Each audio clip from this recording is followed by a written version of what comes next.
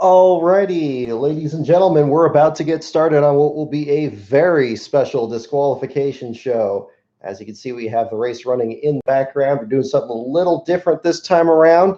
Hopefully, it doesn't get too distracting, but we're going to run that there. I think a visual aid is something in need here. Let's get started. Let me get the comments going, and we will get started with this, because there is definitely plenty to go over. All right. Do. Okay. I almost think about moving the camera the other way, but I think is it? Oh, it's switched around on the video. That's weird. Okay. Well, that'll be. Hopefully, we don't have any issues with that going forward here. Okay. So lots to talk about here. We come in just after the conclusion of the Coke Zero 400 or Coke Zero Sugar 400, and Justin Haley is now at least at this moment a Monster Energy NASCAR Cup Series winner for Spire Motorsports, and that has already generated quite a bit of buzz as to whether the legitimacy of the team is being discussed, or the driver himself, issues about who's going to qualify for the playoffs and who isn't. This is one of those situations that may very well come to a head here as we're waiting for the inspection results to come through. This is definitely an unusual one for sure. And as you see, I just have the Cup race for today just kind of playing in the background here. I apologize if the lighting's not the best here, but this is going to be very interesting with the disqualifications. I think definitely I was surprised from a lot of the reactions there from the results of the race there. People having really mixed emotions as to what they feel should or should not be happening here with Haley's situation. In my mind, we have a driver that is getting into the Cup Series part-time. He made a couple of starts this year. He had a really good run at Talladega. And then, of course, this past week, he's now the full-time driver with Colleague Racing there in the Xfinity Series. Had a good run there as well, finishing right behind Ross Chastain there in the Xfinity Series race. He ran again in our Cup race at Sonoma. And then we come over into this weekend's race, and it's going to be an unusual situation here. So why is this unusual? Well, let's go back into the history books here a little bit and about Spire Motorsports. And I'll tell you what I do and do not know here. What I do know here is that this is the team that was from Furniture Row's charter from last year. It is not, however, the same team with the same equipment from Furniture Row. Earlier this year was revealed that they were going to be running cars out of the Premium Motorsports shop, which is fielded by Jay Robinson. This was confirmed to me when I went over to the Sonoma Raceway, and you could see the wheels that were brought in for the pit crews there have the same numbers on all three. It shows the 15, the 27, and the 77 on there. We saw the 15, the 27 in the race today as well. This is a team that apparently was started with this Spire Entertainment Group. I don't know a lot about that. A lot of people talking about this online here know a lot more about it than I do.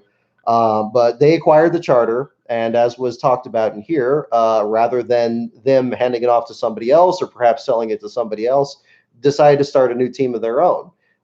We've seen with the Jay Robinson equipment there from the team that they haven't really had that many good runs this year, with the exception of the run back at Talladega earlier this season. Not sure if this was the same car they ran at Talladega. It may have been. It was the same sponsorship, although it did get in a pretty bad wreck towards the end of that race. This is a team that is just running the one car this year, but it is basically an extension of Premium Motorsports. And Premium Motorsports, with team owner Jay Robinson, is a team that has not been to victory lane, and just recently, actually, I believe just in the Daytona 500 this year, got their first top 10 with Ross Chastain. So, and this is a team owner that's been in this series for a long time. They've been fielded Xfinity cars for a long time. Derek Cope used to be one of their drivers. They attempted to run the Cup Series as far back as, I believe, 2004. But then just recently, with a bunch of these other teams, has been trying to kind of get their legs under them. What's interesting with the Premium Motorsports team, and I believe I did a graphic on this a few years ago, is that it is basically a collaboration of a number of other teams that have closed over the years. Before the charter system and through the charter system, They acquired assets from a number of different programs. I don't know how that's worked out with the team members themselves on the crew there, but they've been very similar to the cases with other, other small teams that we've seen over the years. They've been able to, run, at least a car that's able to run the races and everything. And contrary to what's been talked about, I mean, there's no start in parks. I mean, there certainly aren't under the charter system anymore or anything. And that's not been their situation either. So you have this collaboration between Spire Motorsports and Premium Motorsports, and this continuing into this year. And we haven't seen a whole lot from both of those teams. In fact, in this race as well, as you remember from a lot we talked about on here for the Twitter conversation, talk about all the different issues that the 15 and the 27 had from the start. Quinn Huff driving the number 15 there with Premium Motorsports. Ended up falling to the back at the beginning, got shaken out of the draft, and then, was really struggling from there. Ross Chastain had a problem with the clutch. Even the brake fluid had to get changed. They had all kinds of mechanical issues.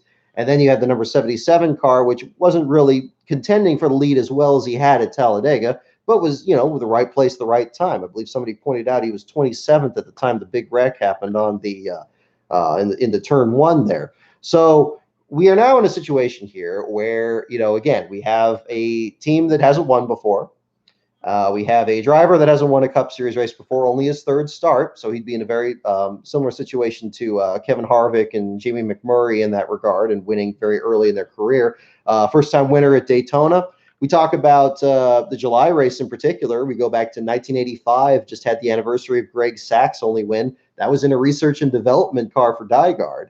And, if people want to be complaining about the legitimacy of certain teams or certain efforts or anything like that. There were, it was a research and development car. They're going to put a lot of experimental stuff in there, but, they got the win, they passed inspection, and that was the situation there.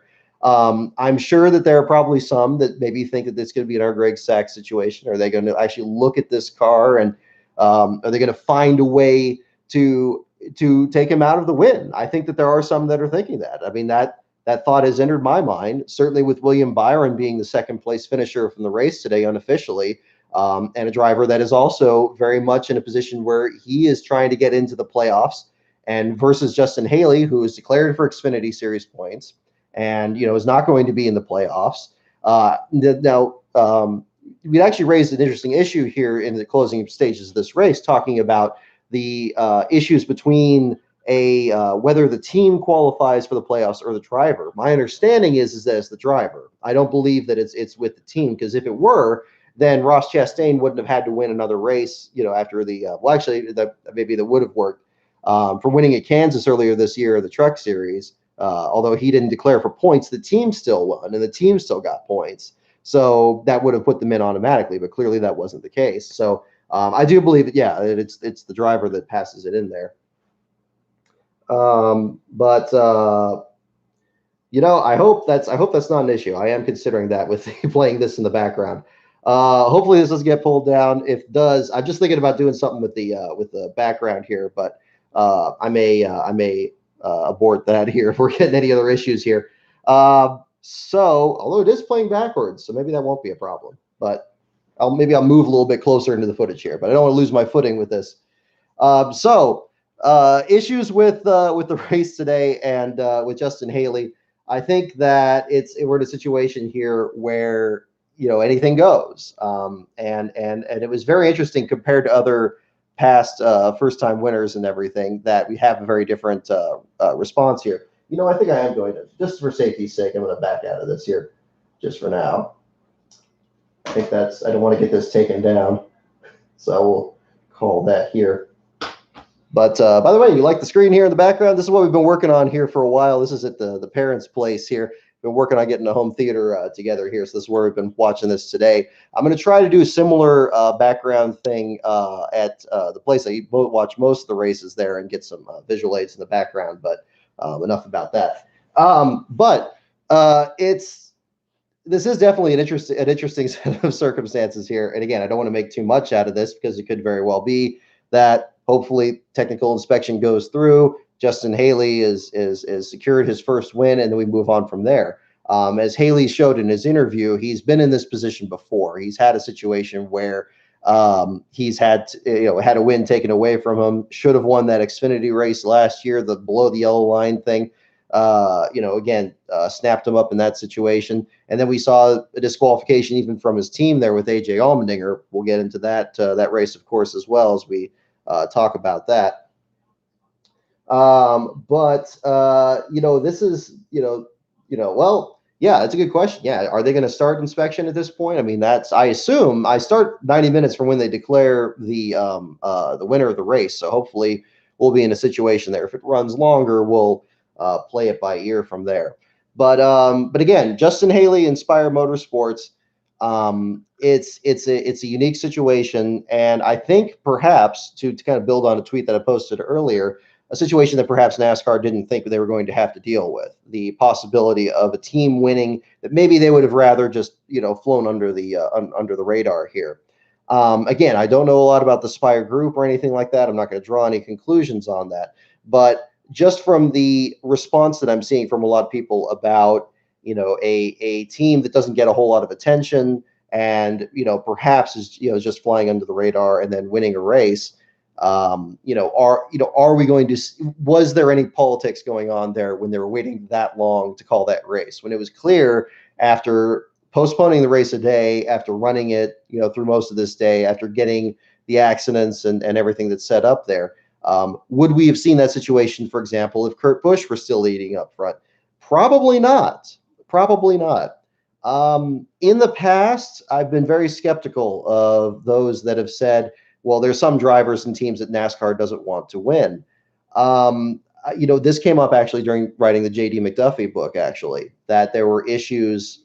You see this actually in Imogene's interview back in 1991, or 1985, when, she believed that NASCAR didn't give him a fair shake, that perhaps other sponsorship or other deals could have worked out. And then there were other stories where I heard where from another member of the team that when JD went through inspection at Dover in 1991, the car didn't really fit the templates, but not in really an advantageous way that was going to help the performance of the car. But it was clear that they weren't going to compete for the win, that they were down on power, that they were just there to fill out the field, at least at the time. And so they weren't, the crews, the NASCAR wasn't really that picky about inspection and let them out there. This is where it's tricky, where you have kind of a balance between those two different things going on.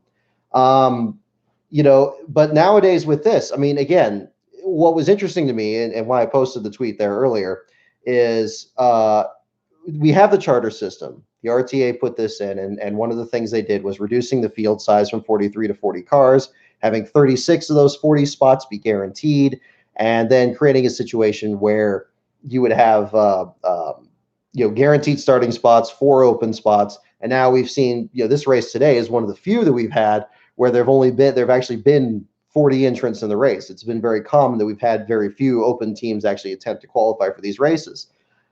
In the past, and again, I had issues with the start and park, the theory that start and parks were ruining the sport. We'd heard this from Rob Kaufman. We'd heard this from a number of other people in the sport, especially when the RTA deal was coming up, that they need to have more quality fields. They need to have more quality entrants out there. And that the start and parks were somehow taking money out of the big teams' pockets, that they were running just a couple of laps and then just pocketing the money, and there was like some get rich quick scheme. There's a lot of these teams that I've followed even back in that time period there, where they were putting that money right back into the race cars, and the profit margins weren't wide enough for it to be any kind of thing where they would just cash in and that would be it. We saw this with Joe Nemechek back in 2010. I mean, he was very adamant that they had a different business strategy than perhaps some other teams that were there, that they would put a lot of effort into getting those cars out there. And we even see them still today in the truck series, where they're continuing to perform and run full races. Although, nowadays they're having trouble with sponsorship, and now they're starting to kind of slip back into that start and park angle. But being a start and park team, that's not a stigma. That's just something that the teams have to do to get by. And there's a lot of teams that fall into that category, like Joe Nemechek's, for example.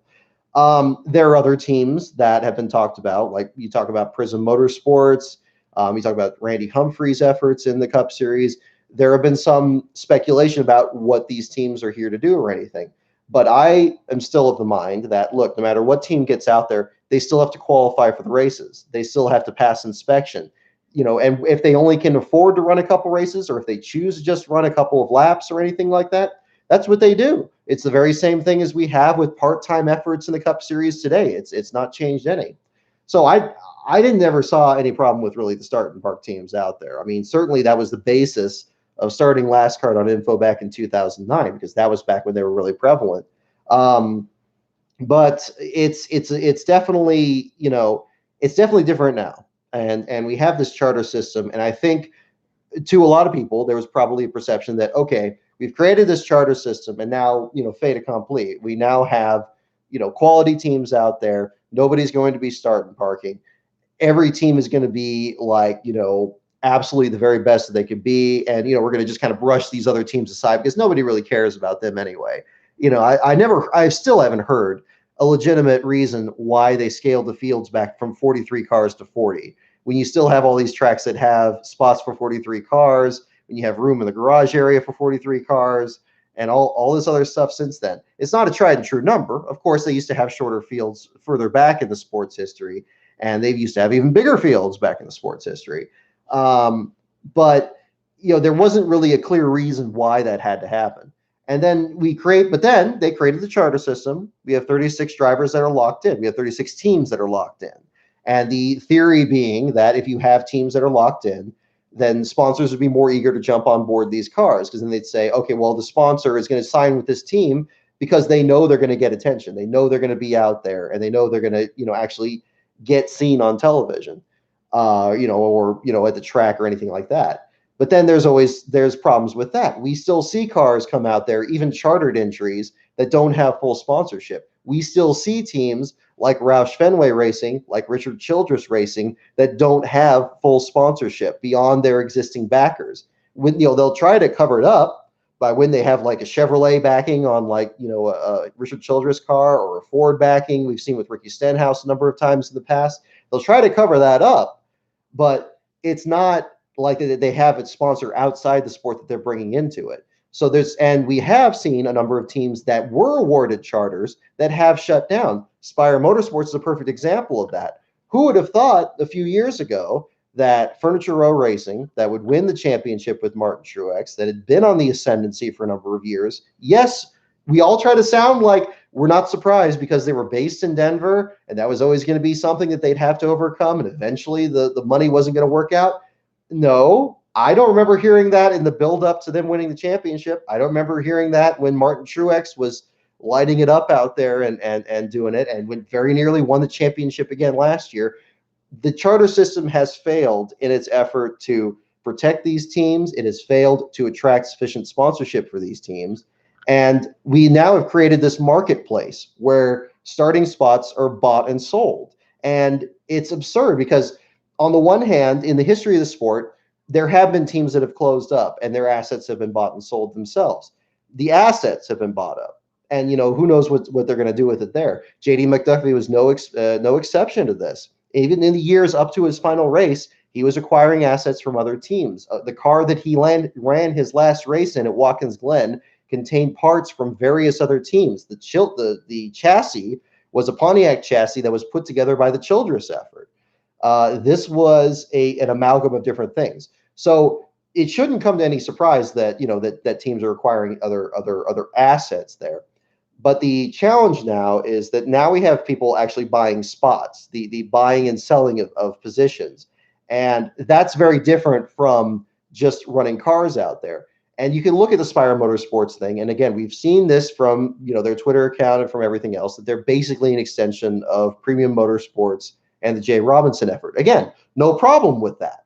There's no issue with that. I mean, they're putting cars out there, and it's basically an alignment, just like we're seeing when they field Wood Brothers cars out of the Penske shops, just like we see with a Toyota alignment between Levine Family Racing and Joe Gibbs Racing. I don't think that should be viewed in any different regard as those. These small teams, they have to band together just as much as these big teams do.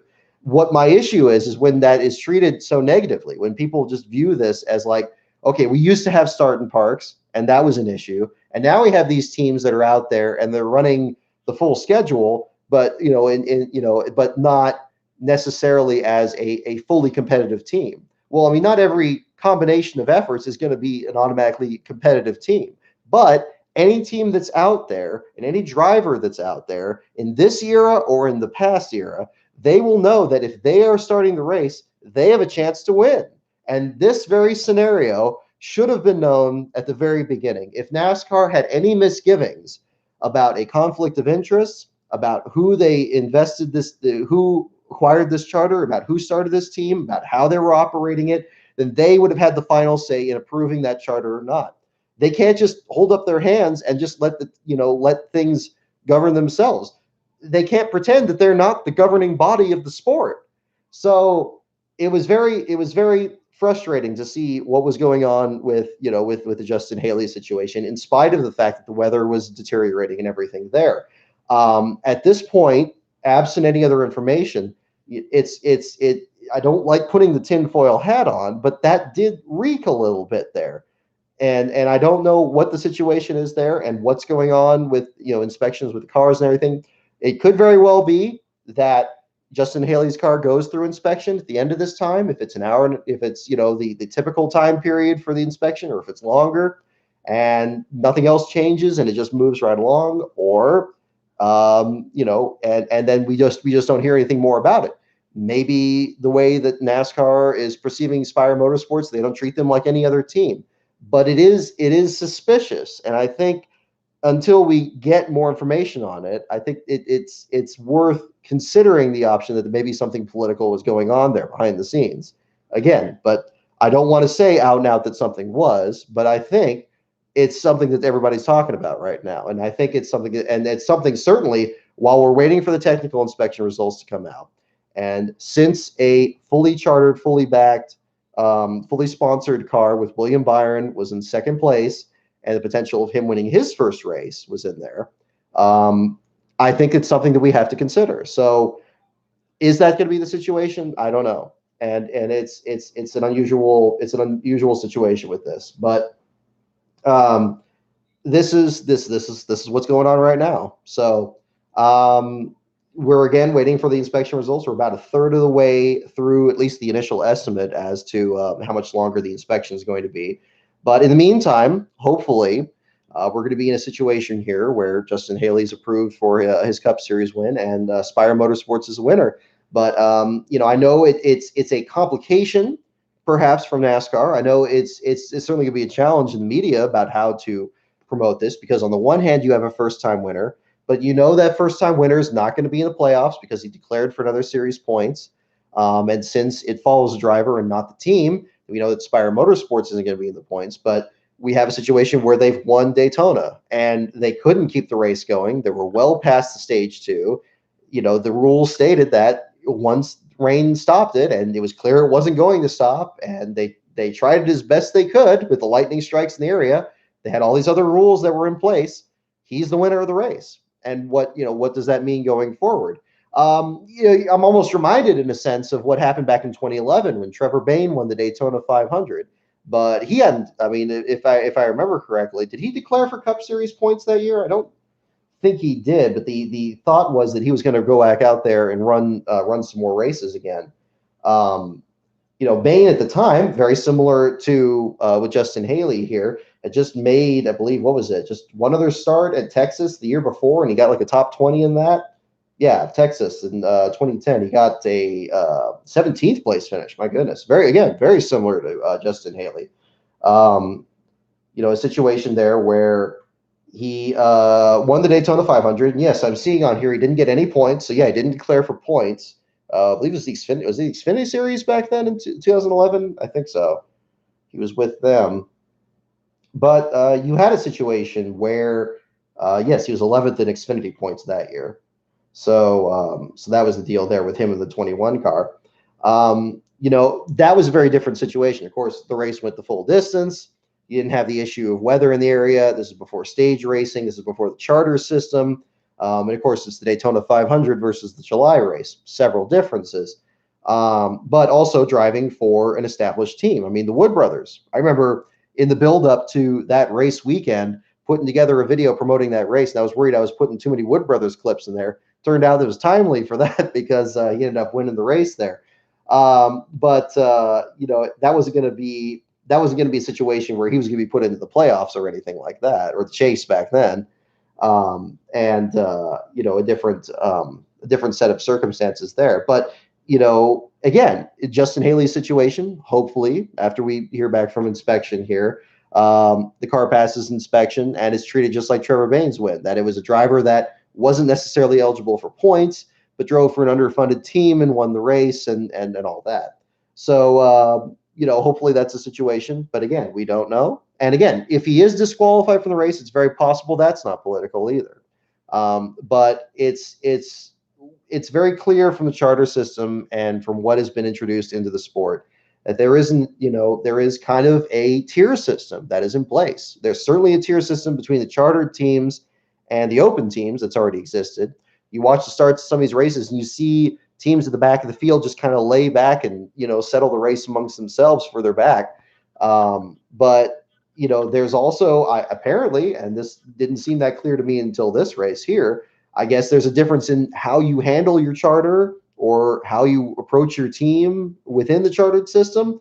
I figured the 36 teams were just treated as complete equals, that they had like equal benefits or just given the same benefit of the doubt or whatever. But I guess they've been, traded and exchanged and sold so many times that now you have a different cast of characters in there. It's unfortunate. And, and we're seeing this system not really working very well. And, but again, it presented this situation here where Haley won the race and this team got through. So again, it's going to be very interesting. I'm seeing 28 people in the chat here. Again, thank you for all joining in here. I think it's our biggest one so far. So thank you all for joining in. We're just again waiting for the results here. Let me check my timer. I believe I have it a little bit off from the initial deal here.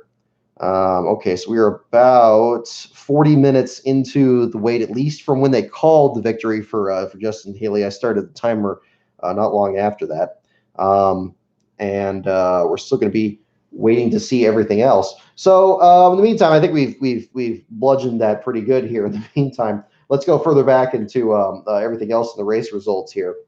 So Kurt Busch, you got to feel for him there. He had a situation very similar to a lot of these rain-delayed races. It often comes down to coming down pit road and thinking the race is going to start or thinking it isn't. That can change things very easily. We think about, Chris Buescher's win at Pocono back a couple of years ago. We think about David Rudemann's first win, the 2009 Coca-Cola 600. A lot of situations where teams come down pit road and they just do it at exactly the wrong time. A different cast of characters decide to stay out, they have nothing to lose. And, the driver that ends up coming in ends up, losing big time on that. Kurt, at the way that the points looked, at least coming into this race, is not in any real immediate danger of actually falling out of the playoffs at the moment.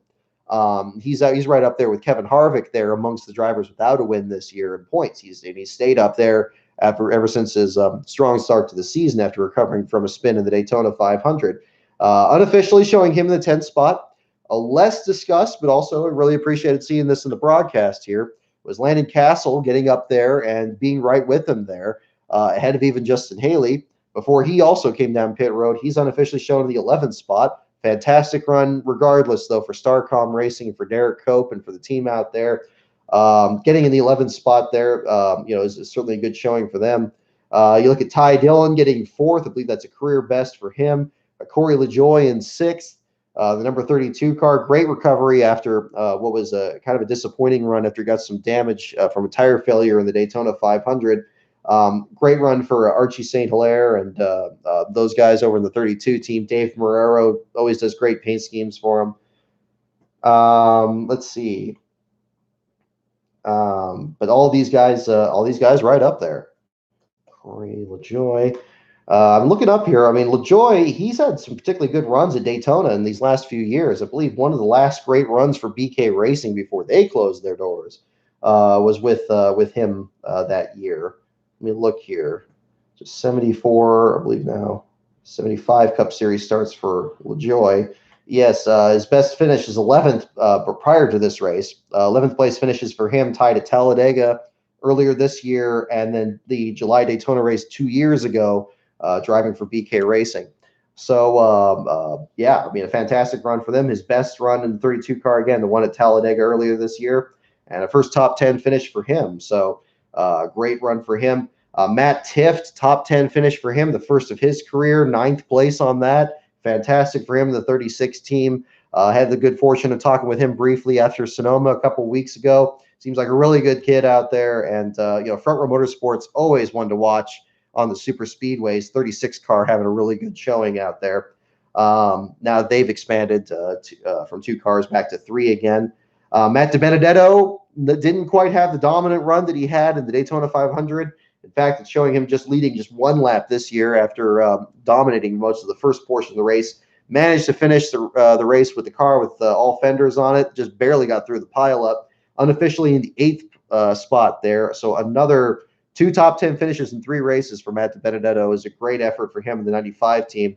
We saw the 95 do really well in this race last year with Casey Kane. He was one of the guys that Eric Jones had to beat down the stretch. So it seems like this team has really figured out how to get around the track here. Michael McDowell was another underdog that we were really keeping an eye on. It seemed like McDowell was going to be in position to actually have something happen here in this July race. Last year in this race, he was another guy that was right up there until he was eliminated in an accident.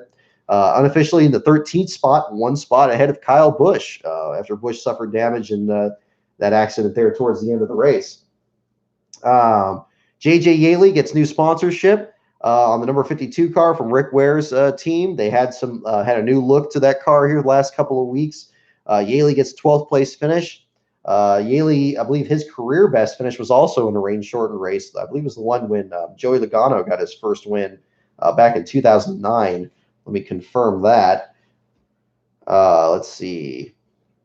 But good to see some TV time for him, too. I mean, Yaley is a guy that no matter how difficult things get for him, he's never turned down an interview. I've spoken to him at least the last couple of races I've covered there, even when, things have been really challenging there. And certainly the Rick Ware team really trying to, again, develop their program, attract new sponsors. And, again, another team that's had to pick up charters to kind of help fill that gap. And in that sense has started to kind of help them out. That's been the interesting thing to go along here. 2 top 5s for J.J. Yaley. His best career best finish is still the runner-up at the 2007 Coca-Cola 600. That one by fuel mileage when Casey Mears won his first race. The 3rd place finish was in the 2008 running of the July race at New Hampshire. It was not the 2009 race when Joey Logano won his first race. It was in 2008 when I believe Kurt Busch won that one. Yes, Kurt Busch after he started 26th. Interesting one in that. Michael Waltrip finishing 2nd in that one as well. Elliott Sadler in the top 5. But that's a whole other story right there. Let's see. Up to 30 people here. My goodness. Okay, thank you so much, everyone, for joining up here. For those of you new to the group here, again, this is the LastCar.info disqualification show. We started doing this back in February as a weekly feature. We have ones for every race except for the one back at Pocono, back when YouTube wasn't working right that day. But the whole point of this show here is we wait for the results to come back from technical inspection. It takes approximately an hour and a half that we wait for the inspection results to come back. Unfortunately, we didn't do these shows after the 3 times this year that we have had disqualifications, which have all been in the Truck Series and the Xfinity Series. So we haven't had a live call for anything there. Of course, we never hope for any driver to get disqualified, and certainly in a situation like this as well. But the point of this is very loose form, as you can see from the show here right so far. We're just kind of talking over the race. If you have any questions, feel free to drop them in the chat here. Feel free also to check out the website, lastcar.info, and also my Patreon, patreon.com/lastcar on Brock. We got some bonus content on there, and I have some other videos that I'm working on in the very near future as well. But enough of that. Ad time over here. Let's go back into the race results here and see Ryan Newman slipping through everything and getting a 5th place finish. He admitted in his interviews that he was taking a very conservative approach to the race, although he at one point found himself on the front row right up there with the leaders, and so had a great run up there for a while. But still a top 5 finish for the 2008 Daytona 500 winner, certainly going to be helping him in the points. But as you can see, we've talked so much about people up front. We need to go to the back of the field. We haven't said a word yet about who actually finished last in the Cup Series race so far. That would be Daniel Suarez. Unofficially, his first career last place finish in his 90th series start. And this is the interesting thing with Suarez. I believe he had one of the longest streaks, if not the longest streak, without a last place finish behind Brad Keselowski. Keselowski now has the longest one, active one, across the top three series. And it very nearly became Keselowski's last place finish as that race progressed. When we had that one pileup where Keselowski was turned into the wall off the nose of Kevin Harvick, Keselowski looked like he was going to be in the last spot. He would come down. He was going to be at the back of the field of that group because he was getting shaken up there with David Reagan and a couple of other drivers towards the tail end of the field, and in fact was coming down pit road towards the back.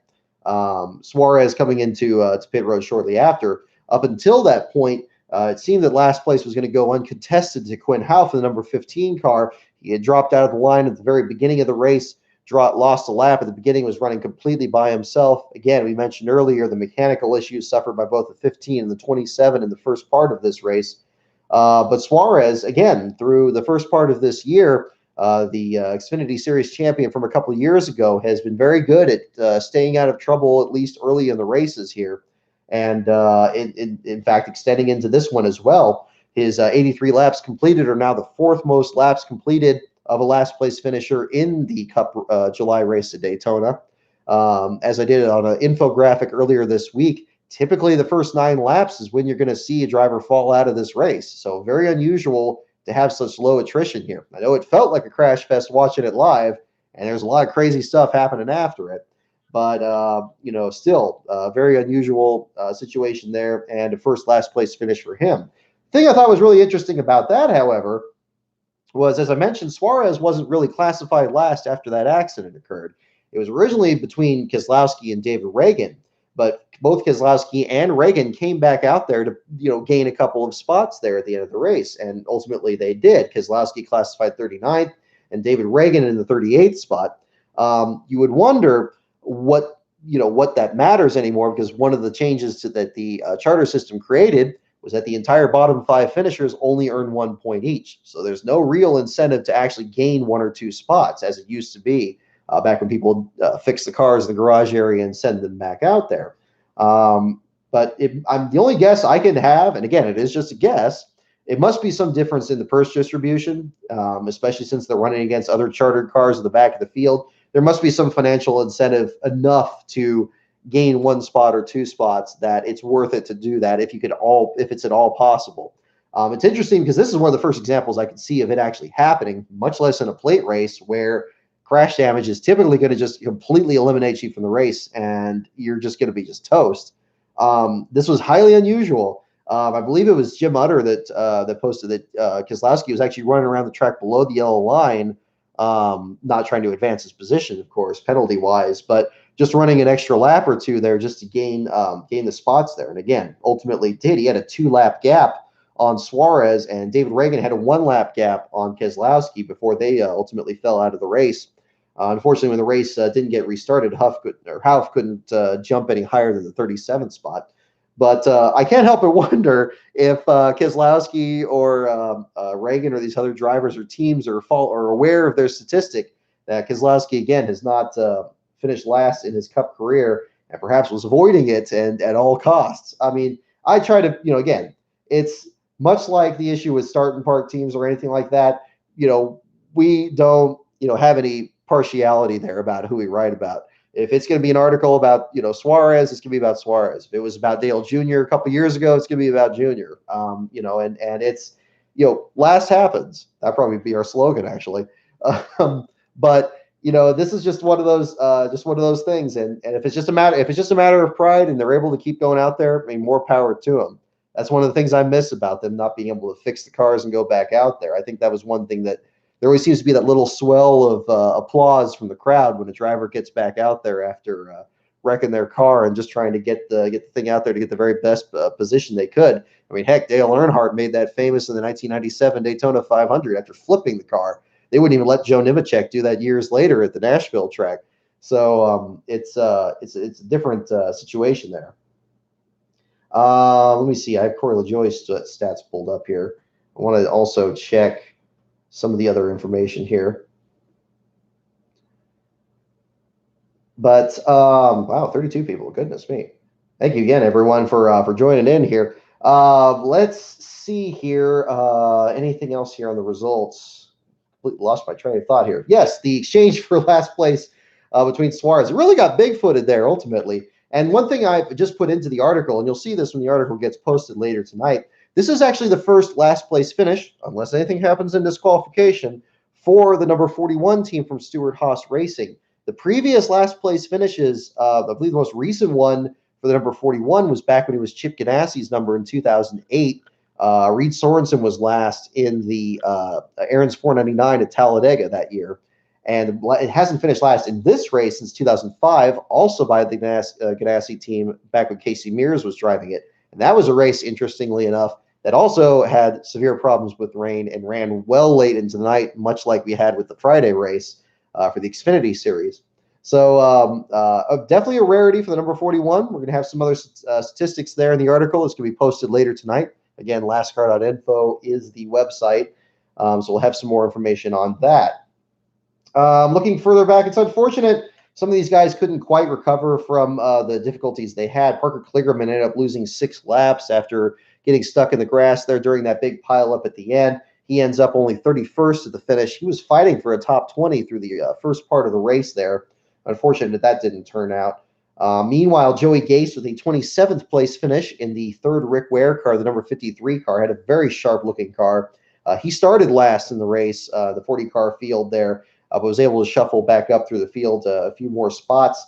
We look at Brendan Gaughan. He had some very serious damage to the right rear of the car after some contact during one of the accidents there. I believe it was one with Kurt Busch, actually, that ripped off the rear TV panel, did a lot more damage than I expected that was going to. A generation ago, that would probably just cave in the side of it, but this one had actually ripped the TV panel off of it.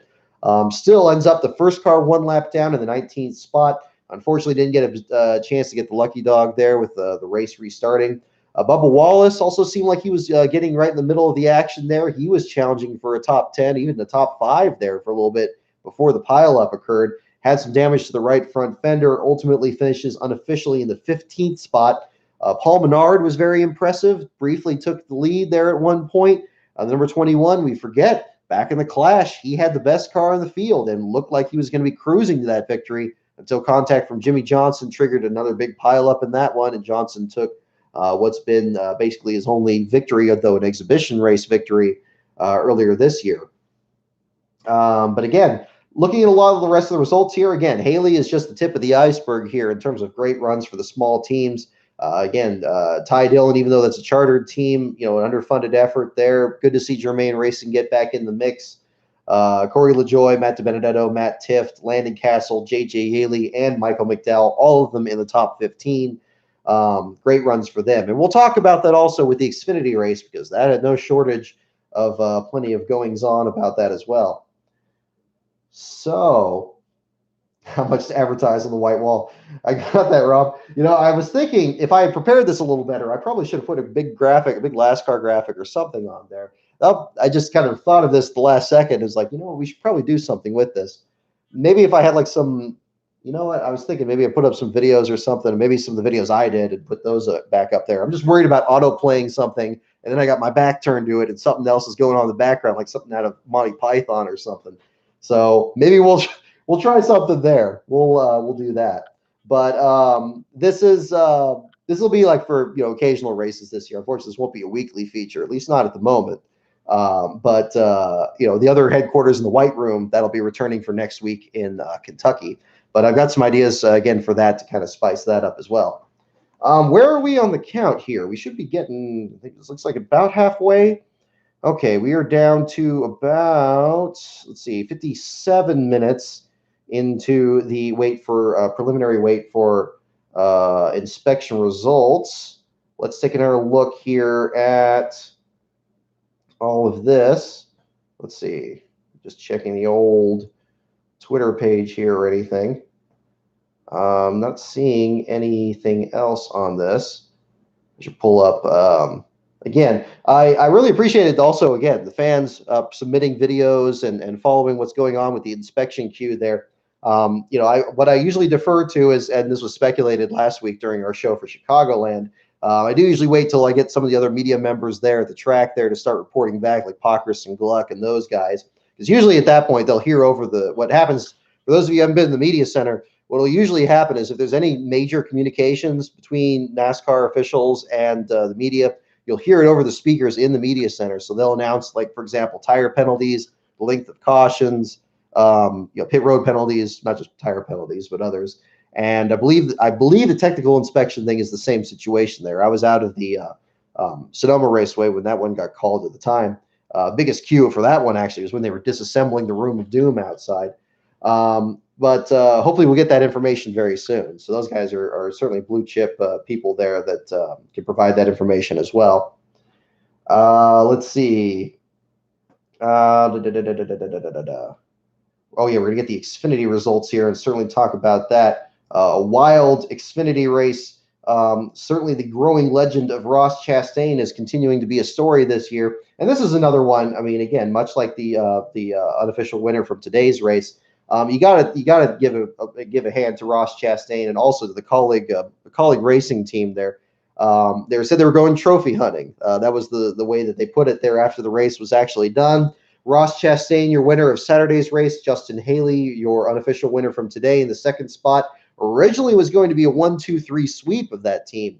As Chastain had debuted the new third car from that effort, the number 16 car, had an amazing show, but those three cars basically led all the laps. I mean, if you actually look at the results here, let's see, he had 6 laps by Tyler Reddick, 1 lap by Noah Gragson, 1 by Michael Lynette, and everything else was the colleague racing team, including 33 laps led by AJ Allmendinger. And Allmendinger was making his return to NASCAR's top 3 series for the first time since he had finished out his career with JTG Darty Racing last year. That team, the number 47, now driven by rookie Ryan Preece in the number 47 car. Allmendinger was in that race. He started on the outside pole. He led 33 laps, and he was finishing third behind Haley and Chastain. Unofficially, it looked like Landon Castle was going to be our last place finisher of that race. Castle was collected in one of the early wrecks. Apparently, he got rear-ended. That broke the track bar mount in the back of the car. It took a while for them to fix that, and then they found out they couldn't fix it. So he was the only car classified out after a result of a much larger accident that seemed like it was going to eliminate several drivers. Unfortunately, Castle being last in that race, and that would have actually been his first last place finish in the Xfinity Series, which I thought was interesting because Castle had actually been in the Xfinity Series for so long. He was originally a development driver with Hendrick Motorsports, and then ultimately ended up working with several different teams, including Phoenix Racing. You remember at Daytona in 2011, he and Tony Stewart were in the tandem draft and got past Clint Boyer on the last lap. Castle, I believe, ended up third because of just he had the 2 rows of 2 cars next to each other, and Castle getting the good finish out there. He didn't actually finish last in any of his Xfinity Series starts, which was more than, I believe, than 100 starts. I mean, it was a fair number. Let me pull that up here. And of course, Castle also being, again, the driver for Starcom Racing and had a great run today with the Derek Cope team. Let's see, looking further back, 128 starts for Landon Castle in the Xfinity Series, returning back to that series at least on a partial schedule. And again, a ride availed to him by Ross Chastain and his runs with the colleague team. Running the number 4 car, had the issues there at the beginning of the race and ends up with what was going to be a last place finish. But then, of course, after the race, AJ Allmendinger, your third place finisher, he is disqualified for apparently failing a vacuum test involving the carburetor and what was it? Tapered spacer. Almost said restrictor plate again, but of course that's changed now. Actually checking the inside of it there, it didn't maintain a perfect seal with the vacuum test. Apparently, they concluded from that it had to have resulted in any actual unfair advantage. Whether that was measured or not, I'm not sure. But the result was the same. By failing that, Allmendinger was classified last in the field, which put him behind Castle in the final results.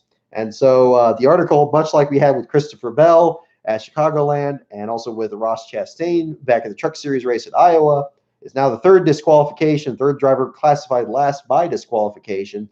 The first to be classified last by disqualification at Daytona, and a rare last place finish from the number 10. We haven't actually seen that number finish last since Matt DiBenedetto was actually starting parking for TriStar Motorsports a few years ago. So an unfortunate turn of events for Allmendinger, but doesn't just a minor hiccup there for what was a fantastic night for Colleague Racing, a team that just sprung up there with a leaf filter sponsorship through Blake Cook, and really just looked to again another startup team trying to make things happen, and a team that is not freighted with the charter system and everything there, really making things happen. But you got to look further down the results here, and again, some more fantastic results. This has been covered here in the article as well. We talk about the 2007 season. You certainly have to talk about Stephen Light. The one advantage to the one good thing to come out of Allmendinger's disqualification was that it lifted Light from 6th to 5th at the finish of the race, which not only was a recovery from Light actually being last in the February Xfinity race at Daytona earlier this year, but was also his first top 5 in the series since 2007 when he was a development driver for Yates Racing, a team that's, of course, since closed down years later. A great, it's a first top 5 finish for him. That was actually since the 2007 finale at Homestead. We look further back, Brandon Brown, the story of him, the number 86 team, even with a complete lack of sponsorship, that continues to get better this year. The number 86 car now gets a career best 6th place finish in a car that was, I believe, was honoring the Marines. The Marine green on the side of that thing looked pretty sharp. Getting a 6th place finish out there. The previous best were 3 13th place finishes earlier this year. And although they didn't get the win that would have helped vault them into the playoffs, there's still that gap there between a lot of the bigger teams as well as himself and Gray Galding. But great showing for him. Galding himself avoided serious damage in one of the wrecks there on the back straightaway. He ends up finishing in the 8th spot of the race there. Great run for him. A good follow-up for his runner-up finish at Talladega earlier this year. I still maintain that the thing that's made the Xfinity Series so watchable this year has been the great story of both Brandon Brown and Gray Galding. And then the other element of that, again, goes back to Ross Chastain, your winner on Friday, who just continues to smash watermelons across this country and be a great story. I think that if things work out a little better for him on the Cup Series side, perhaps things will shake out for him. But again, that goes back to the charter system and the situations with that. How much better is that going to get for him? We can only hope.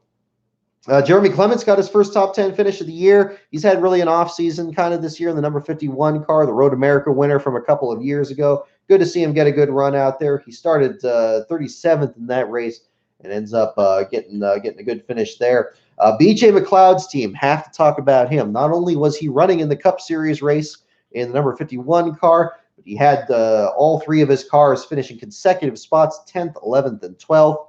A fantastic effort for all of them. This is a team, again, that is, a very underfunded effort. They still are able to run the Toyota Supra, though, which this time around was going to go to Tommy Joe Martins, and then it went to Cody Ware, and then ultimately ended up going to Stephen Parsons, the son of Phil Parsons, the 1988 winner at Talladega. Stephen had never made an Xfinity Series start. He made a few Truck Series starts, including Phoenix last year, and then ultimately Parsons gets damage to the nose of the car, but still ends up following his teammates, both Matt Mills and Vinnie Miller, across the finish line. First career top 10 finish for Matt Mills. The disqualification of Allmendinger bumped him from 11th into the top 10. So first top 10 for him. Vinnie Miller in the 11th spot. Great run for him. A career best finish for him. I was thinking back to Phoenix last year when he was driving for JD Motorsports.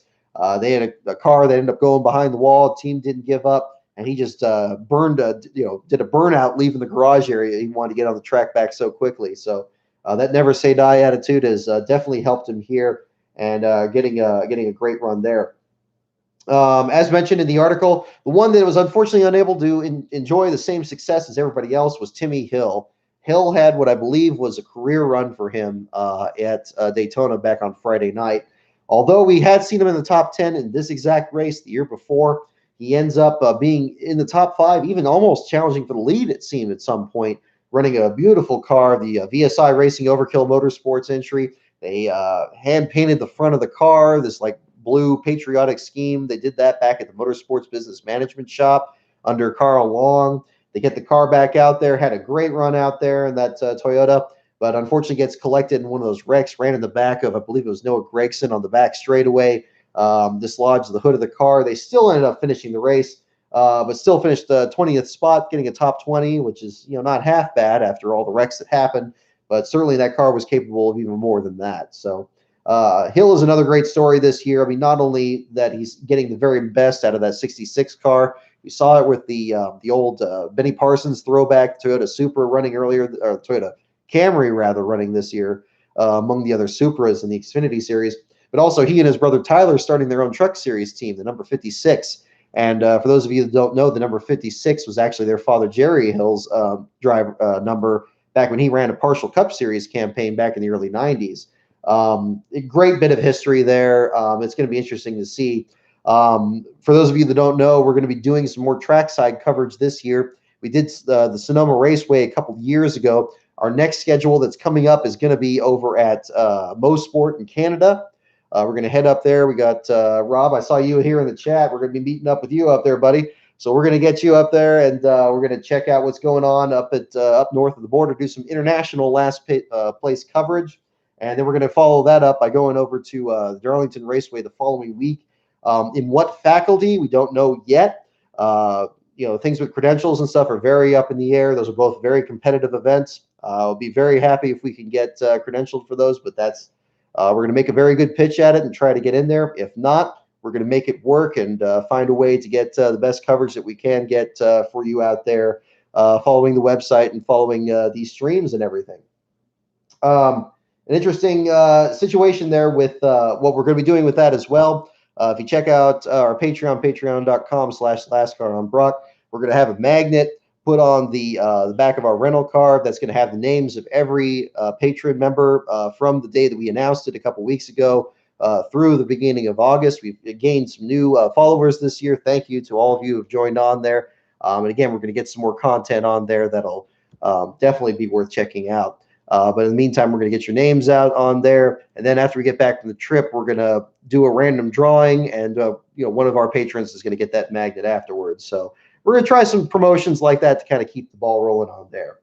But again, not to slip into another advertisement, but we're going to jump back into the results from both the Xfinity race and the Cup Series race. Jeff Green, can't overlook him. 7th place finisher in the race back on Friday. He's got rotator cuff surgery coming up here. I believe he's going to run Kentucky this next week, and then he's going to be off for the rest of this year. Things are still very much up in the air about when he's going to be coming back. If he's going to be coming back at the beginning of next year, that's certainly the hope, given the great runs he's had at these restrictor plate races, the few races that they get sponsorship for RSS Racing. And speaking of RSS Racing, have to be very happy for that team that, again, we talked about sponsorship earlier this year and how much that can do for a small team. The number 39 car now going to be sponsored full-time next year by their backer this past week. That was the CMR Roofing company there. They're sponsoring the number 39 car for a few races this year and then full-time next year. A fantastic deal for them. We've seen those black cars run out there, the black cars, the yellow numbers, the 39, the 93, the 38. They always seem to just pop up there at the end of these plate races. Sieg himself has had some great runs. He was right up there at Iowa a couple years ago, had some other good runs. Unfortunately, he got collected in another one of these accidents and finished 24th, but that had no bearing on how good that car was and how close he was up there to the front. In fact, finishing second to Ross Chastain in stage 1. So great run for him there. Certainly the best of luck to that team and their efforts going forward. Let's see, looking further back, behind Stephen Parsons, again, great story there with him in the 12th spot there. Ray Black Jr. finishing in the 13th spot. He got damaged pretty heavily in one of the earliest wrecks in the race. Still ends up finishing ahead of a number of other cars that were involved in other accidents. In fact, ended up being the last car to finish on the lead lap. No, he was second to last car on the lead lap. The very last of them being Garrett Smithley. The number nothing car, the number 0 car, again for JD Motorsports. Again, have to feel for the spotters there at JD Motorsports. They had 4 cars sponsored by the Flex Seal family of products that were all red and gold, and they all looked almost exactly the same, and all their products had the same number of letters, so that must have been a real challenge. But had no bearing on the issues for Stephen Light and Garrett Smithley, both of them getting into the top 14 at the finish there. So fantastic runs for them. And when you look at the other teams that they beat, Riley Herbst getting spun towards the end of the race and all that. Certainly a great showing. Also, I mean, I have to give a call to NASCAR officiating after that Xfinity race. We had a number of drivers that were spun out towards the end of the race. In past races, it seemed like they would just throw that caution like right away and just, slow the action of the race, create a whole lot of green-white checkers that weren't necessary. Kudos to them for not throwing cautions for Riley Herbst, and I believe they had another spin during that race. That was fantastic. I think that really helped the cadence of the race. It seemed like some drivers were actually checking up a little bit, anticipating that a caution was going to come out. So that kind of had a little bit of gamesmanship play into it there. But interesting to see. Interesting to see. Shane Lee had a good run. I mean, that Matt Hurley effort there, that H2 Motorsports car, they broke out of the lead, the middle of the pack there, and joined leaders there at one point. Unfortunately, got collected in a couple accidents. Ended up finishing the last car to finish under power in the 21st spot. So a rough run for him. We talked about the rest of the bottom five there. As we see on a lot of these super speedways, a lot of big teams get thrown into the mix. Certainly Chase Briscoe for the Biaggi Denbest entry there, getting down into the 35th spot. Sheldon Creed ends up tumbling back into the 34th spot for JR Motorsports. He had a rough run right from the start there with damage to his car. And filling out the bottom five there was 36th place finisher Joe Nemechek. Nemechek driving the number 13 car for Carl Long's effort. They're apparently keeping track of who was falling out of the race. They were just told that the 4 car had fallen out. He ends up finishing in the 36th spot, 39 laps completed for that car before steering issues took him out of the race. That's the official listed reason out. A bit of drama in qualifying in that race, though, which was interesting. You had the situation between Mike Harmon, Joey Gase, and then Austin Hill not qualifying for the race. Hill, what was going to be the return of Hattori Racing Enterprises to the Xfinity Series, they actually ran some Xfinity races before they had their breakout year in the Truck Series last season. They ended up and not qualifying for the race with some mechanical issues on Austin Hill's car. So 61 was sent home. They didn't have any owner points or anything to fall back on this year. I'm not sure what the rest of their schedule is this year, but we'll find out what the situation is.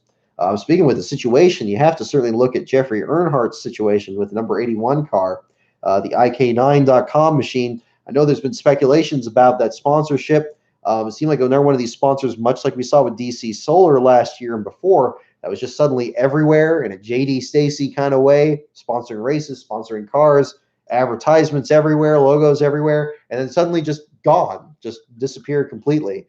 I don't know if that's what's going on with IK9. I hope it isn't, because it seems like they have some great patriotic initiatives with guide dogs and seeing eye dogs and that kind of deal there. But ultimately, I think it's very unfortunate that they couldn't qualify for this race. I think that not just to not qualify for a race, but to qualify for the Independence Day weekend race, I think that's highly unusual after they ran Chicagoland just last week. Seemed like this is going to be one they were going to certainly be locked into. It'll definitely be a story to follow up in the weeks ahead. Let's see here. Where are we at this point? Okay, we are now, let's see, we have completed an hour and 15 minutes into the wait for inspection results. I don't know why I keep looking at the screen like something's there. I think I'm always convinced something's going to pop up over there. If it does, let me know. But we'll keep an eye out in the meantime. Let me see here. Do we have anything else on the Twitter feed?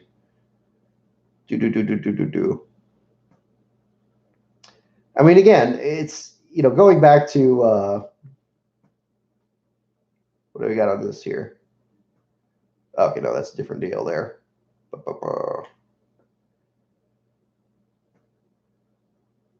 Still wondering what the situation is. I'm seeing some more pictures on the Twitter feed here from the Spire Motorsports effort.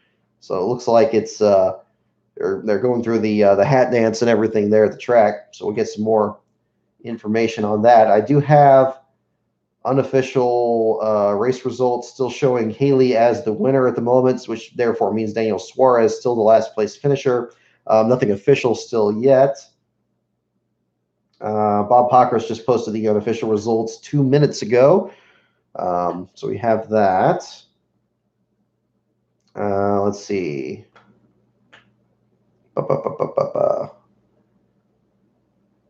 And where are we with this? So, yeah, again, Haley with his first win in his third career start. Let's jump back into the deal there. Buy the diecast. I don't know about that. I've been scaling back on my diecast purchases. I'll tell you that. But that would be pretty neat if they do in 64th. I might consider it, but old 24ths are a bit too spicy for me. Let's see. I'm just going to kind of peruse the comments here a bit. Jimmy Baskin, I see your comment there. You saw the 90s NASCAR video. I'm glad you appreciated it there. That was a fun one to put together. I got some other videos, like I say, I'm going to be working on here in the days and weeks ahead. I got a script that I was actually just working on this past week. Hopefully, have some more information on that coming up here. I'm going to put it, give advance access to the patrons first, and then we'll have that be posted on YouTube after that. Let's see. Richard Petty determined to fix his car and finish that amazing race in Atlanta in '92. See, exactly. I mean, that's one of those things you miss with the crash clock. You know, you get certainly that one there. To imagine not having that moment. Imagine having the crash clock. You know, Richard Petty runs in the back of Rich Bickle, ruptures the oil cooler, car pulls down to the inside, and then that's it. He's not even on the track. That was certainly within the realm of possibility, especially in Atlanta. They get some really vicious accidents there, especially back in the old configuration. But to not have that moment, to not have him come back out there, I think that's a good enough reason to point at getting rid of the crash clock or at least amending it to a certain degree. Just making them go out there and put tape on these cars, even when that's not safe, I think isn't really the best option in these circumstances. Let's see. Uh, Still waiting with the results here on this. Okay, yeah. Bob Pockers confirms inspection start after the race was called and is still going. Okay, so I don't know. Probably didn't start right at the end of the race because I know they still had the car on the grid. I saw that in the broadcast there, and then they finally pushed it back out there. Let me look out here. I see Frisky Nixon was in here. Welcome aboard. Glad you were able to jump in here. Got some other faces and stuff people to follow on YouTube, so that's always good to see. I think we're all waiting on the edge of our seats at this moment here, looking to see. Let's see. Back-to-back first-time winners. Yes, this came up on another issue there. Was it? Let's see. I think was it the 2011 season? Because we had some unusual winners in 2011. We had so many of them. It seems like we would have had them at that point. I believe one of the last times that I can remember would be back in 1999 when you had Tony Stewart win the September Richmond race, and then you had Joe Nemechek win the September New Hampshire race. It certainly happened that time, but I'm sure it's happened more recently than that. Let me look at the 2011 results here and kind of verify that. What was the situation? Because we had Regan Smith won at Darlington. We had Trevor Bayne win the 500. You look further down, David Reagan won the July race at Daytona, but Kurt and Kyle won on either side of that one. Marcus Ambrose won at Watkins Glen, but Brad Keselowski and Kyle Busch won either race on either side of that one. Yeah, I don't think those were consecutive winners. So, again, the Alex Bowman show, that was pretty tense last week too, especially after all that he's gone through in his career as well. But well, hey, regardless, I mean, even if he doesn't, even though he's in a situation where he's not making the playoffs, I mean, think about it this way: he's going to be in the All-Star race, assuming everything goes through fine here.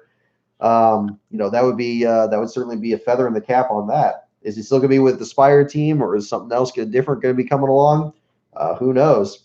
We had one of our previous shows. We had that list of other teams that that had declared for Cup Series points this year, but haven't actually started a race yet. One of those was another driver, another entry from Nemco Motorsports. Haven't heard anything about that. We haven't heard anything, of course, from the other two teams from earlier this year. We had the NY Racing team with J.J. Yaley this year. Yaley himself didn't have any new information on that. It sounded like it was an issue of sponsorship from what he was describing. But then also the Abica Racing team, nothing new on that. We'll see what happens there. Let's see.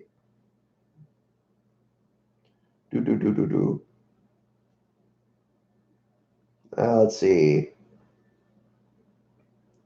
If Spire gets in the top 30, they are eligible for the owners' playoffs. Well, that would be interesting. With this being the last 100 points out of 30th. Okay. Okay. So there's that. Yeah. Definitely definitely the owners championship's not one I really follow that often, but that would be an interesting story going forward. Probably follow it a lot closer there if the 77 ends up in the mix, but given their performances this year and having a lot of struggles there, it would be a different situation there. And then just getting a last place finish for the first time last week with Quinn Houff, different deal there. Let's see. It's the one big thing that's unfortunate with this race today, and of course you can't ever have everything that you want for that. It's that you have one of these rare races where a lot of the big teams are eliminated and a lot of the small teams find their way up front. You still want to see how good they can do. We were fortunately able to get that in the July race last year, where you had a lot of these multi-car pileups. Ricky Stenhouse Jr. was end up running into a lot of people at that point, and you had some unusual people up front. But you always hope that you can actually finish the race under power and actually have these guys actually challenge for it.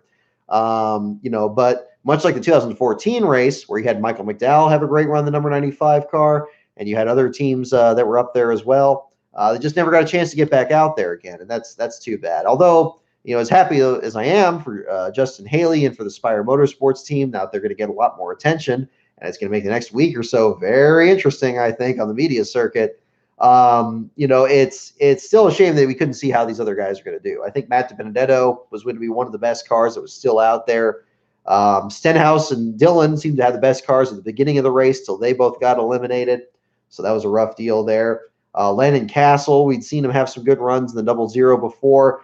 Sometimes just saddled by just bad luck, just either a mechanical issue or just getting collected in a wreck. Joey Gase was good in the 00 last year. Unfortunately, they didn't really get a chance to show it. Got collected in the same wreck that took out McDowell. And McDowell himself, I think he would have been right back in the top 10.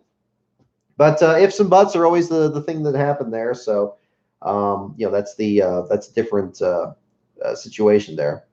Okay, so Truex, Dover, and Mears at Charlotte. Okay, 2007. There we go. Good catch, Tom Curran. Thank you for that. So yeah, so a lot more recent than 1999. That's another pairing that definitely is different there. So yeah, Mears at the 600, and then the Jude Dover race from there. Goodness me, it's not getting that late, but it almost feels that way. Let's see, but well, like Richard Petty always says, you got to put yourself in a position to win, and then circumstances dictate the outcome. I guess today the position to win was going to be in the 27th spot, and hey, circumstances definitely dictated it there. Kurt Busch could have stayed out. I thought they played over the radio earlier that Kurt was going to stay out if they were going to go back to green, but I guess that plan changed at the last minute. Kurt was against before he was against it, and then that didn't shake out too well. But this is just interesting. Cody Ware made this tweet 5 minutes ago.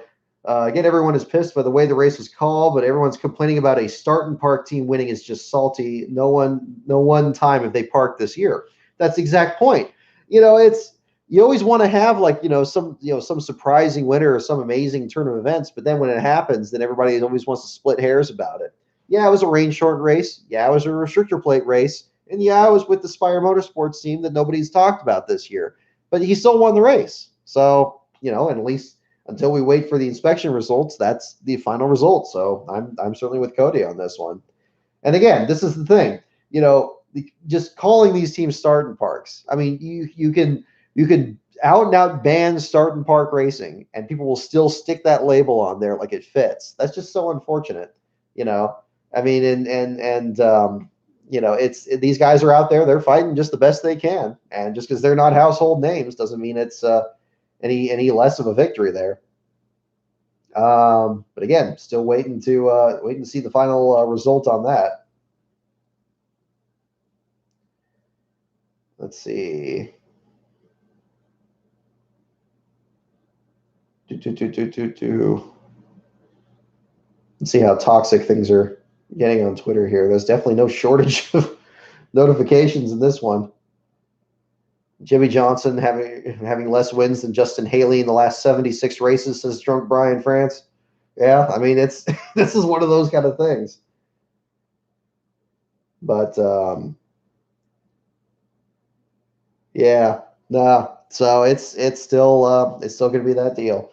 I mean, again, it's strange. There always seems to be this schism there. I mean, if you have we always root for the underdog, or we always say we root for the underdog. But then if it's like a team that's a starting park, or a team that has a driver that's not up there, there's always that second guessing and splitting hairs and stuff like that. But I mean, if you really want those guys up there, if you really want to have those stories, it's not going to always be the one you want. I mean, it would have been great if it was Michael McDowell or Matt DiBenedetto. I mean, yeah, but that's if you don't earn it, it's not yours. That's the way I put it. If you don't earn it, it's not yours. And if you get, as far as I'm concerned, putting your car in the best spot and working out the best strategy, and especially against these teams that have all that equipment and all their Doppler radios and or radios. It's getting late for me anyway.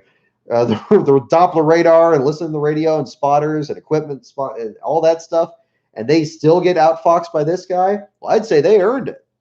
So say what you want about the sponsor or the driver or anything like that, but that's the ones that stick in the book there. So we are definitely in a holding pattern yet again. Certainly used to that today after all the lightning holding patterns there. So yeah. Okay, now again, I'm looking at the tweet by Matt Willis there. Thank you, Ben Schneider, for posting, linking this on here. Looking at just the fourth time, this again from Willis's tweet here. Since 1972, we've had back-to-back first-time winners. So we had Alex Bowman last week and Justin Haley this week. 2007, we'd have Casey Mears and Martin Truex Jr. This is the one certainly overlooked. Jerry Nadeau in the 2000 season finale, and then, of course, Michael Waltrip's tragic first win in the 2001 Daytona 500, consecutive races, not 1 week after the other, but again, season finale to the season opener, and then the Stewart and Nemechek won in 1999. So there's that whole deal. So it's interesting that there weren't any from 72 to 99, but again, just points to the health of the field and which drivers are in there and a lot of different weird factors in there. Let's see. Oop. Still checking everything out here. Akris from 2 hours ago. Yeah, a very interesting situation there for the last place deal. Let me look at, let's see, here's a post that Akris posted 21 minutes ago. But the guaranteed money for a non-charter team to race is 30% of what it is for a charter team. The charter teams get additional money based on previous 3 years' performance. Okay, we have now, and we are expecting results in any moment at this point. The hour and a half since the race was called has now passed, so at any moment we should be hearing back on the results for inspection. But again, just looking at Akris's tweet here about non-charter teams only making 30% of what a charter team does. That's a big deficit from there. And of course, Haley's team, not counting, is a non-chartered effort since they have the charter for the number 78 car. It's an interesting. It's an unfortunate situation. I mean, I'm not, and of course, they're not posting these, this money anymore.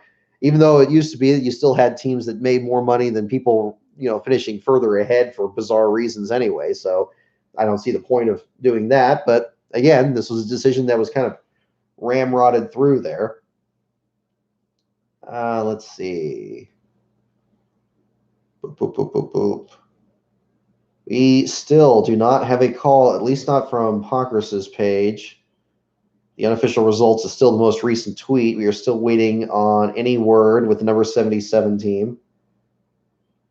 Yeah, exactly. Pencil that out there. $100,000 for placing fifth, and then a non-charter team gets fifth, is supposed to get the same amount of money. They only get $30K. Yeah, that's ridiculous. I mean, no wonder you only get like a few of these teams out there. It's so rare that we get 40 cars out there, and now I got to consider 40 cars a full field when we all know that it isn't. That it used to be 43, and then you had even more people sent home just a few years ago. I know people always say not to look to the past too much and say that we can't have that again. Ridiculous. it's all a business model. You get the right model going. You bring the right people in. You have some new ideas. Think outside the box. I mean, we see look how good drag racing is doing right now. Look how popular motocross is right now. Like, I mean, it's not like motorsports in general are all having problems. There are those other people that are kind of figuring things out pretty well. But it's unfortunate, but that's just way things are right now. It's the way they are right now, but you always certainly hope things can change. Let's see. So, any questions? Certainly opening it to the floor there. I'm looking over more of your comments here, see if there's any other stuff we haven't covered here. We had no shortage of things to talk about on this. Problems for AJ Allmendinger, the unfortunate disqualification there. Again, great run again with the Colleague Racing team there. I mean, it's going to be really interesting to see what happens to that team going forward. That 10 car has just been a part-time effort, running alongside the number 11, and then you had that whole deal going on from there. Let's see.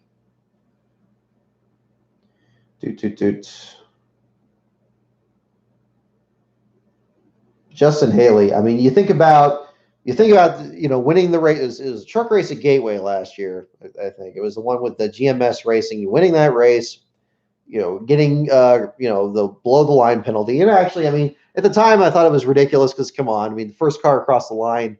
I love the rhetoric around that race too, because they're saying like, oh, this is the race you thought you won. Yeah, like he was mistaken, like it was a mistake, like he wasn't the first car across the line. Like he should have known, oh yeah, I went below the line, so of course I didn't win, but I was the first across the line at least. Like, no, come on. I liked in Haley's interview that he very subtly kind of steered that back that way, that he got that one taken from us, that we had that penalty that got taken from him. I still maintain, and I know we've hit on this plenty of times, but I'll hit on it again because we got some new people in here. The yellow line penalty is just ridiculous. I mean, if they want to point at what happened in the 2001 Daytona 500, every wreck that happened in that race, if you watch that race, happened within the bounds of the yellow line in the wall. It wasn't happening because people were going below the line. And that was a situation with that. The big pileup that happened on the back straightaway happened with two cars that were fighting for the outside line on the back straightaway. So going below the yellow line, while it was happening through all of Speed Weeks, if you watch the Twin 125s at Daytona that year, that's a fantastic race. You got people going 5 wide to the inside there, going down to the apron. And no exaggeration, not some simple thing like that. I mean, it was fantastic racing, and these drivers policed themselves. But certainly, I mean, you have to do the soft walls. You have to make the cars safer. You do things like that. But the yellow line rule, I think, was more of a stopgap measure until they could get the safer barriers in there to try to make it a little bit safer. But nowadays, I think, and not to get too casual about safety, because you can't do that either. I think we're in a position where we need to reevaluate that. I mean, these guys can police themselves. They know they're not going to run down to the grass. And they're getting rid of more and more of that grass anyway. But you can hardly fault somebody on the last lap when you have two guys that are skating themselves right up next to the wall. You got all this track that's open down there, and you make the pass. If you get forced down there, that's one thing. I mean, Haley's situation from last year, it seemed like it was different from that. But, you certainly can't think that that's outside the realm of possibility. So just my 2 cents on that one. Let's see. Let's get Pockrass's page refreshed here. I don't think we have anything new. Oh, here we go. 1 minute ago, we have a call, ladies and gentlemen. We have a call. 1 minute ago, posted by Bob Pockrass. Tech is complete. Haley is the winner. No issues. They have not taken away the win from Justin Haley. The number 77 Spire Motorsports car, 100% legal. Justin Haley is your winner. The first time win for the number 77. The 77 has not won a Cup Series race since 1959. The Spire Motorsports team has never won. Haley has never won. And all three have gone to victory lane and are officially your winner. So as of 2 minutes ago, posted on Pockrass's tweet, we can now make it official. Justin Haley, your winner in the number 77 car with the yellow lines on that car. So again, fantastic result there again. Congratulations to Justin and to the Spire Motorsports team. It's going to be very interesting to see what, if anything, changes for that program, especially for these downforce races in between the super speedway events. We'd seen Haley run with him at Talladega, and we'll see what happens with him in Kentucky and everybody else. So by having Haley your official winner of the race, Daniel Suarez officially his first last place finish in the Cup Series in his 90th start. The article for that will be posted later tonight on lastcar.info. And in the meantime, we're going to go ahead and call that for the disqualification show this week. Thank you so much to everyone who jumped on board. This has been our biggest show yet. We had the most people on here. Definitely stay tuned with us in Kentucky next Saturday and for other races coming up in the coming weeks. We do these after the race. And in the meantime, check out the website, lastcar.info, the Patreon, patreon.com/lastcaronbrock. Also check out the Twitter at lastcaronbrock for last place coverage coming up. And in the meantime, thank you so much for everyone for tuning in, and we will see you next week in Kentucky.